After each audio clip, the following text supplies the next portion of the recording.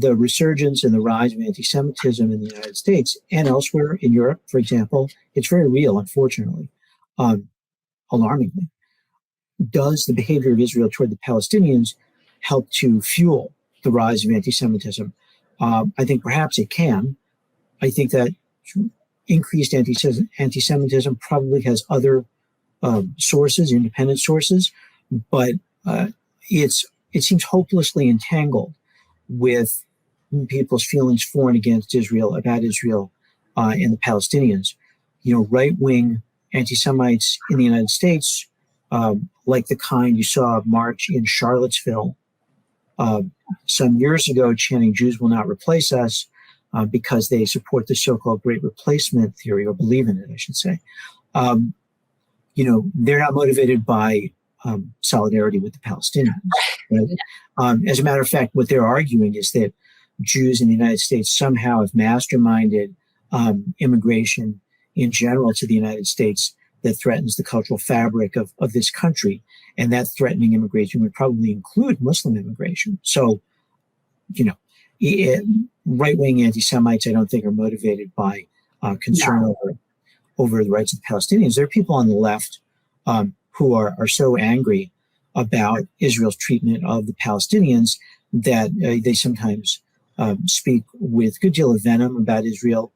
And many Jews, including those who are progressive, are taken aback, I think, by the feeling of antagonism that they experience, especially if they're still attached to the state of Israel. And there are people, whether it's in the Arab world, in the Middle East, in Europe, or in the United States, who see the great success of the state of Israel in getting its way with regard to the Palestinians, and also regarding extensive support from the U.S. government, who interpret that success of the state of Israel politically as the product of some special, even somewhat demonic power that Jews have internationally. So there are ways in which antagonism toward Israel and solidarity with Palestinians can take on an anti-Semitic form and fuel those, that kind of poison.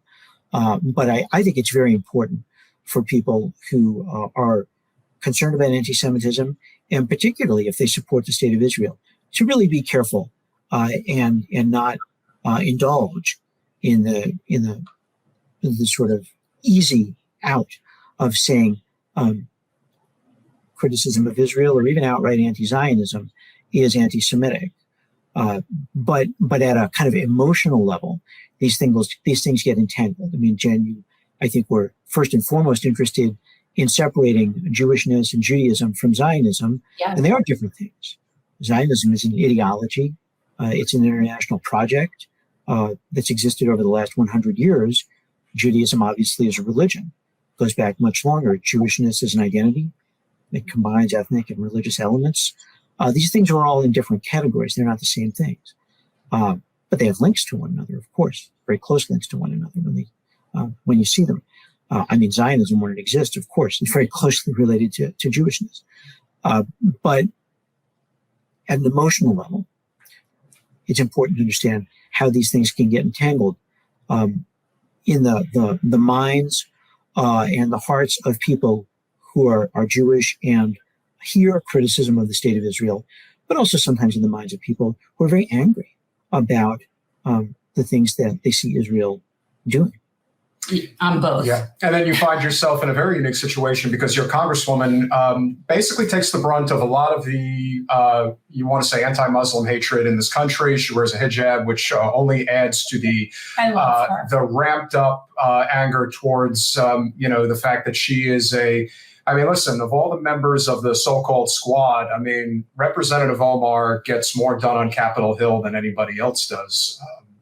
Her record speaks for itself. And again, I don't agree with everything that she says. But we don't think she's an anti-Semite. And I know that there are people that accuse her, such as our representative has accused her of being anti-Semitic. How do you see Representative Omar as a representative, not just of the Twin Cities, but as somebody who has spoken out against, or basically has tried to be as politically correct as possible, distinguishing between Zionism and Judaism? Right. Well, I don't see her as an anti-Semite. I don't. I mean, she said things about the influence of the Israel lobby on Capitol Hill, which get a lot of people pissed off. But, you know, the existence of the Israel lobby, and it's a formidable lobby. You know, it's not really a secret, even though people in public might think it's still good politics to be angry when anybody says that it exists. I think Representative Omar sometimes has spoken somewhat flippantly, and I think that's been unfortunate because she is somebody who's vulnerable to serious criticism and political attack on this basis. So I think, you know, it's probably in her interest to speak carefully. She made a comment about it's all about the Benjamins, the influence of Israel on Capitol Hill. You know, I don't think it's that simple. And that's, although I think, you know, campaign donations are very, very important. But there's also a lot of genuine and sincere support for Israel in the American population generally, as well as among people who are involved in politics. But nonetheless, it's been very important for somebody like Representative Omar to be in the Congress, willing to speak on behalf of the Palestinians and what they experience, and to raise critical questions about the forms and extent of U.S. support for the state of Israel. She's not the only one who's done so. The U.S. representative for St. Paul, next door to Minneapolis, Betty McCollum, has been quite outspoken, not as public, perhaps, not as high profile, but has done a lot of work and is quite concerned about the treatment of Palestinians, and has been, you know, a very important voice on Capitol Hill, and there are others. But the idea that the state of Israel can just have anything it wants from Congress has been a problem, I think, for a long time. Congress alone does not make U.S. foreign policy, but it plays an important role. And for people to raise critical questions, if they're progressives, about those kind of international relationships and about any country getting a blank check from the U.S. People who represent U.S. taxpayers, regardless of what they do to the Palestinians, I think that is an important thing for progressives to support. And increasingly, I think they do support it. Thanks for watching. If you want to support our mission to transform politics into service, please like this video, subscribe, follow us on social media, and consider joining our Patreon, where you'll get early access to our interviews as well as other exclusive content. Links are in the description. Peace out.